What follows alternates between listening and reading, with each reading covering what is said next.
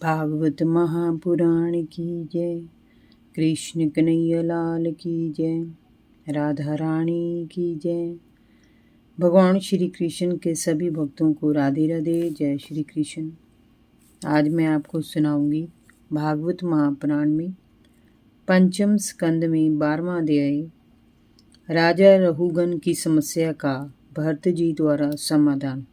राजा रहुगण ने कहा, भगवान मैं आपको नमस्कार करता हूँ। आपने जगत का उद्धार करने के लिए ये शरीर धारण किया है। आपने परमानंद का अनुभव किया है और इस स्थूल शरीर का मोह आपने छोड़ दिया है तथा आपने जड़ ब्राह्मण के रूप से अपने ज्ञान संपन्न स्वरूप को जन सामान्य की दृष्टि से ओझल कर रखा है। आपके वचन मेरे लिए अमृत तुल्य हैं। मेरी बुद्धि को अहंकार रूपी सर्प ने डस लिया था, परंतु आपके ज्ञानामृत से उसे पुण्य जीवन मिला है। कृपया अपने इस अध्यात्म योग के उपदेश को सरल करके मुझे समझाइए। इसे सुनने की मेरी बड़ी इच्छा है। हे योगेश्वर, आपने भार उठाने और उसके द्वारा किए गए श्रम फल की प्राप्ति को सत्य नहीं माना, उसे मात्र व्यवहार का मूल कहा। यह बात मेरी समझ में नहीं आ रही है। कृपया इसे समझाइए कि सत्य क्या है।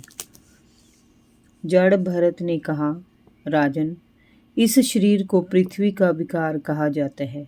फिर पाषाण से इसका क्या भेद है? इसे इस प्रकार से समझो कि जब ये शरीर किसी कारण से पृथ्वी पर चलने लगता है तब इसे भार ढोने वाला नाम दे दिया जाता है।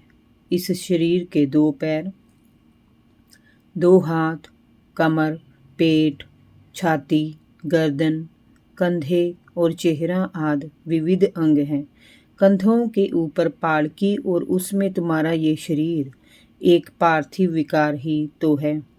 तुम्हारे इस शरीर रूपी विकार में आत्म बुद्धि स्वरूप अभिमान बैठा हुआ है कि मैं राजा हूँ। इस अभिमान से अंधे होकर तुम्हारी श्रेष्ठता को तुम्हारी क्रूरता और दृष्टता ने ढक लिया है।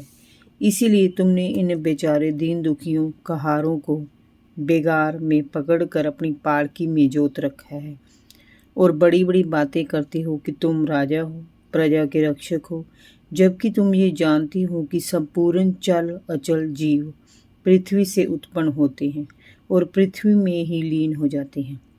क्रिया भेद के कारण ही उनके अलग अलग नाम पड़े हैं। इस प्रकार व्यवहार का और क्या मूल हो सकता है। इसलिए मैंने कहा कि पृथ्वी का ये व्यवहार ही भी असत्य है, ये वास्तविक नहीं है, क्योंकि ये पृथ्वी समय अपने सूक्ष्म परमाणुओं में लीन हो जाती है। फिर उन परमाणुओं की भी कोई सत्ता नहीं है। वे भी अपने अस्तित्व के साथ उस अव्यक्त शून्य में लीन हो जाते हैं जिसे हम परमात्मा का लोक कहते हैं। इस प्रकार हम जो भी दृश्य जगत देखते हैं वह सब उसी परमात्मा की माया का प्रपंच ही तो है। ये माया सत रज तम इन 3 गुणों से अनेकानेक मायावी प्रपंच रचकर जीव को भ्रमित करती रहती है, जबकि जीव का यहाँ कुछ भी नहीं है। वह समय भी अपना नहीं है। फिर किस लिए ये सारा दिखावा है? राजन, विशुद्ध परमार्थ रूप अद्वितीय बाहर और भीतर के भेद से रहित परिपूर्ण ज्ञान ही सत्य है और ये सत्य ही सर्वथा निर्विकार है। इसी का नाम भगवान है। ज्ञानी लोग इसी को वासुदेव कहते हैं। हे राजन, महापुरुषों की चरण धूलि से नहाए बिना यज्ञ, दान, कर्म और सेवा आदि किसी भी तरह की साधना से परमात्म ज्ञान प्राप्त नहीं हो सकता। इसका कारण यही है कि महात्माओं के समाज में सदैव श्री हरि के पवित्र कीर्ति का गुणगान होता रहता है, जो विषय वासनाओं तथा अन्य विकारों को मन के पास नहीं फटकने देता। भगवान वासुदेव की लीलाओं का गान मनुष्य में प्रेमा भक्ति को जन्म देता है और प्रभु के प्रति ये प्रेमा भक्ति समस्त जीवों के प्रति प्रमोदगारों को प्रकट करती है। इस प्रकार जो प्रभु के जीवों से प्रेम करता है वह प्रभु से प्रेम करता है। प्रभु वासुदेव ऐसे भक्त के प्रतिपल निकट रहते हैं और उसे कभी अपने से विलग नहीं करते।